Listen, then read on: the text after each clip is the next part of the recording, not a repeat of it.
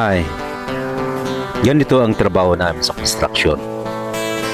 Buhay construction, mahirap na masaya. Yes, mahirap dahil umaraw o bumagyo, kailangang mamasukan ka.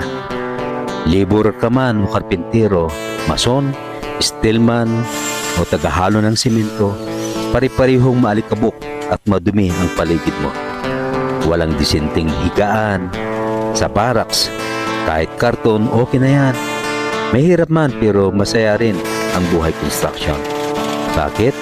Yes, dahil mga barkada ay magkakasama-sama. Ang diploma dito ay hindi kailangan.